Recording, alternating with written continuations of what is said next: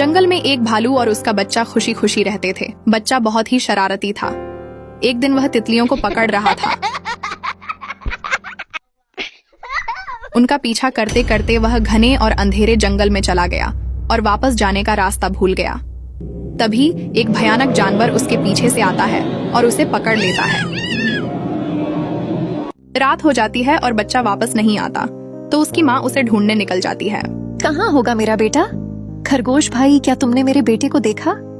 वह अभी तक घर नहीं आया। नहीं, मैंने नहीं देखा। इतना कहकर खरगोश वहाँ से चला जाता है। थोड़ा आगे जाने पर उसे हिरण मिलता है। हिरण भाई, क्या तुमने मेरे बेटे को देखा? वह बहुत देर से लापता है, मुझे उसकी बहुत फिक्र हो रही है। नहीं देखा, पर प्रार्थना करूंगा कि वह तुम्हें मिल जाए। इतना कहकर हिरण भी चला जाता है।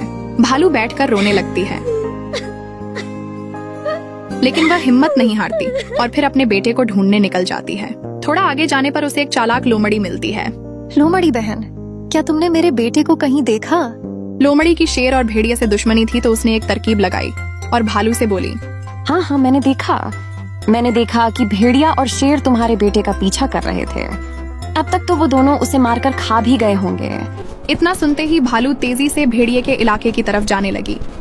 भेड़िया बैठकर मांस खा रहा था और भालू को देखते ही डर के मारे खड़ा हो गया। भालू ने गुस्से से पूछा, जल्दी बता, मेरा बेटा कहाँ है? नहीं तो तुझे मैं मार डालूंगी। मुझे सच में नहीं पता, मैं तो 2 दिन से यहीं पर हूँ।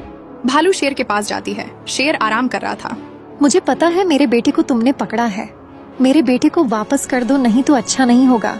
अरे नहीं भालू बहन, मैंने तुम्हारे बेटे को नहीं पकड़ा है, लेकिन मुझे पता है कौन तुम्हारे बेटे को ले गया है। वो बहुत ही खतरनाक जानवर है। चलो मैं तुम्हें वहाँ ले चलता हूँ। हम दोनों मिलकर तुम्हारे बेटे को बचाएंगे। दोनों बच्चे को बचाने के लिए उस खतरनाक जानवर की गुफा में चले जाते हैं। शेर अंदर जाते ही उसे घेर लेता है और भालू की माँ जल्दी से अपने बच्चे को बचाकर उसे गले लगा लेती है। इधर शेर और खतरनाक जानवर की लड़ाई होती है। लड़ाई थोड़ी देर चलती है और फिर शेर उसे मार देता है और वहाँ से चला जाता है। अब ये कभी किसी बच्चे को नहीं पकड़ेगा। भालू शेर का शुक्रिया अदा करती है और खुशी खुशी अपने बच्चे को लेकर घर की ओर चल देती है। दोस्तों, अगर कहानी